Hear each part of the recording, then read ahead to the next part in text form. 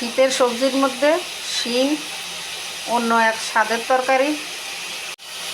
সবজিতে দিলেও ভালো লাগে, আবার আলু দিয়ে শিম দিয়ে মাছ দিয়ে ঝোল করলেও ভালো লাগে, সাথে টমেটো দিয়ে। তো ভালো মতো ভেজে নিতে হয় শিম।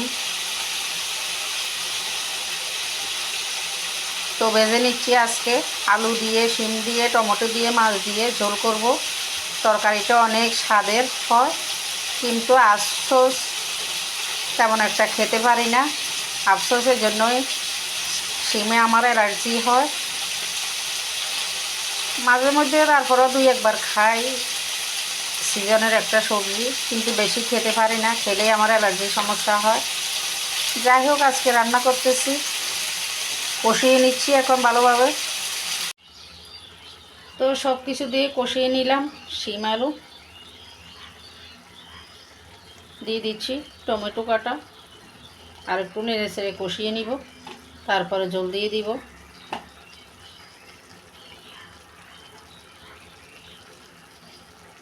আজকের তরকারিটা আরও একটু স্পেশাল, কারণ দেশি মাছ দিয়ে রান্না করব।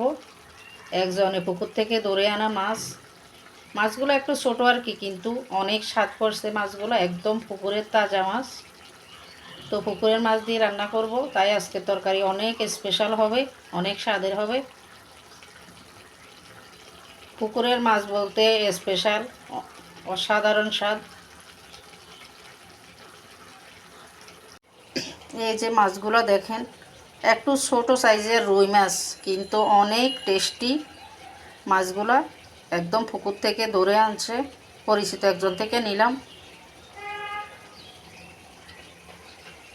ভেজে নিলাম লবণ হলুদ মরিচ দিয়ে। এখন তরকারিতে দিয়ে দিব।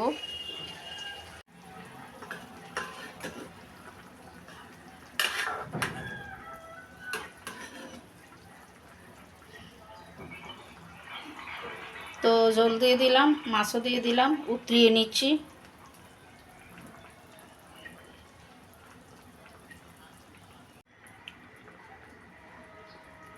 তো হয়ে গেল আমার দেশি মাছ দিয়ে শিম আলু টমেটোর ঝোল। শিমের তরকারিটা বেশি ঝাল হলে ভালো লাগে না, শিমের তরকারিটা একটু মিষ্টি মিষ্টি ঝাল হলে ভালো লাগে, তাই মরিচ বেশি দিই নাই। ঝোল দেখলাম, লবণ দেখলাম ঠিক আছে, ঝোলটা দেখলাম অনেক স্বাদ হয়েছে, অনেক ভালো হয়েছে। তো নামিয়ে নিব এবার।